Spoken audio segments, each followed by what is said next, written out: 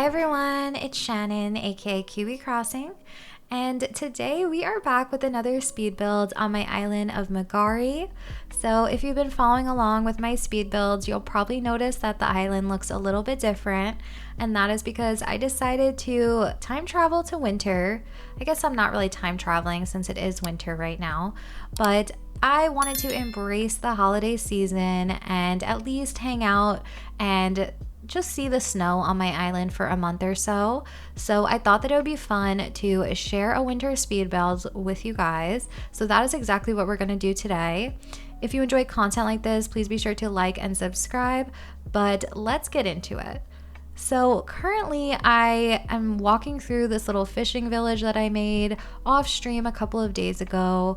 I really liked it and wanted to put it behind resident services, but I now have this really empty area and I was thinking about how can we make this flow and what could we do here. So I wanted to do another diagonal path. I think that they're always a great way to fill up a big empty space, and they make the composition a lot more interesting than just going with some right angles, at least in my opinion. So I'm starting off by creating this outer edge of the diagonal and then connecting it to that little town square area that we walked through before. Both of these areas already had paths kind of leading to them, but they weren't connecting to anything. So this seemed like a great way for me to connect the paths and then figure out the builds inside of the pathing or around the pathing afterwards.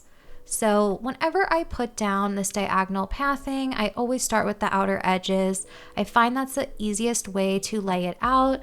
And to me, I can just visualize the space a little bit better, how wide it is, how much space it's going to take up, and then just fill in the middle pieces as the last step of laying out this pathing.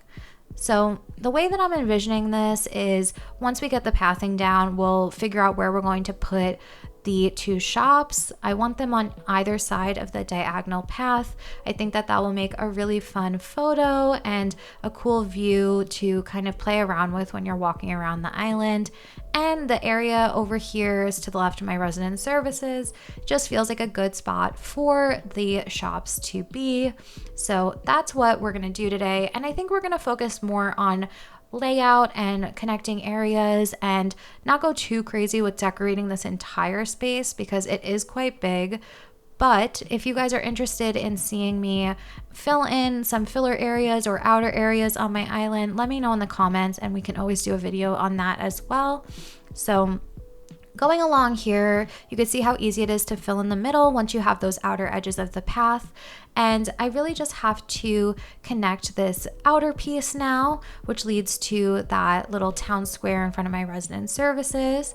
But I'm already excited about how this is coming together and connecting. It's filling up this whole left side of my island, and it's making me feel a lot better about the state of my island and not having this big empty space anymore. So continuing on here, going through, Ozzy's also just hanging out and watching me work. He is so cute. I think I stopped the recording a couple of times to talk to him, but that's another story. And today we're focusing on the build. So got to stay on track here. Just continuing on and putting these outer edges on here, and we're almost done with our pathing, which is exciting because then we can place our buildings, and once we have the buildings and the pathing done, we can get into the decorating, which is the fun part, I think. Although, you know, placing pathing down sometimes is kind of fun to figure out what you're going to design, and I think it really does lay the groundwork for the space and the overall, I guess, creation that you're going to make in the end. So have my pathing done, and now what I want to do is put some dirt pathing down to see where I want both of the buildings to go. I don't think I have my measurements quite right, but I'm just really doing a rough square on each side. This way I can see where I want nooks and ables to be placed, and then you can like open up your camera app and see if you like where the squares are. You can also look at your map and see if you like where that pathing is on your map. I always do that before I place anything because I get nervous. I have commitment issues with placing these buildings, so just a good way to check if you like them first. So we have Nook's place, and now we're going to place Abel's. Again, I do a really rough square. I didn't even have the measurements right, but just enough so I can have an idea of where both of the buildings are going to go and how they'll look on the path. So I'm already really liking this, and what I want to do here is really fill this in with all of my natural elements before I add in any items. If you've seen any of my other speed builds before, this is pretty typically how I work. I put a pathing down, I put my buildings down, then I do my natural elements, so like flowers, bushes, trees, and then after that I will do any items as like my last part of decor. I really don't focus too heavily on using items in my builds. I think since I've always been one that really loves natural islands, I really focus more and rely more on my natural elements and my pathing, but I do always add in items, just not as many as I think some more like cluttered islands would. So you can still use the same I guess process, but if you like a more cluttered island, you could add in more items. Also put your own spin on anything. Also, sometimes people ask me if they can take inspiration from these builds. I just want to make it clear that you can take inspiration from anything I do on this channel. It's completely for sharing inspiration and sharing ideas with you guys. So be more than happy for you guys to get inspiration from anything that I do here. So for the left side of Nook's, I was thinking we can do a really small tree farm. I used to have Nook's as a actual like pumpkin farm for autumn, so I thought it'd be nice to transition this into a tree farm now. So I'm using different growth stages of the cedar trees. If you don't know, to stunt a tree, you just need to have it at a smaller growth stage, so either like the medium or small, and plant a fruit behind it. Any fruit will work except for coconuts, so just do that and it won't grow anymore. So have mostly my layout and my natural elements down, so I'm just adding in some little elements like the decayed tree, and I put that tree farm sign in, which I'll put in the description as well. And then I thought it would be fun to add in this little log pathing in between my trees. This way there's a way for you to like walk through here and go pick out a tree. As for Able Sisters, I'm also going to do a simple design. As we saw with Nook's, it wasn't really anything crazy, but I think it's just enough to like fill in the space. And like I said before, I don't do like super cluttered islands, so I mean, maybe I do some people might consider my island cluttered, but I don't really consider it cluttered.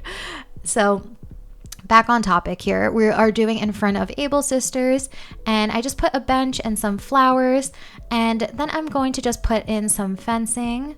One thing I really love about winter is the snow on the fencing and the bridges and all of that. I don't think that we really have that equivalent in any other season, so winter is definitely winning for me in that category. But in front of Abel's, I just put a little snowman. I think it's a great idea for winter. It just feels really cute and homey, and I don't know, I love that little snowman guy.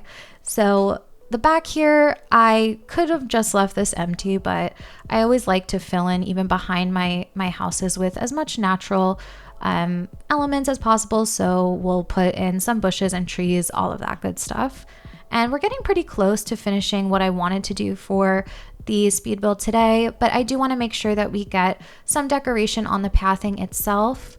Since I used to only do really natural islands, I was having trouble figuring out how much I should decorate on top of this pathing, but I found that just do a couple of benches and streetlights and fencing where you can, as well as like these little manhole covers, always help make the space feel a little bit more real. And then other than that, I think the pile of leaves are amazing to use as well. They just add like that right amount of, I don't know, like I don't even know the right word for this, but they add the right amount of decoration on top of your pathing.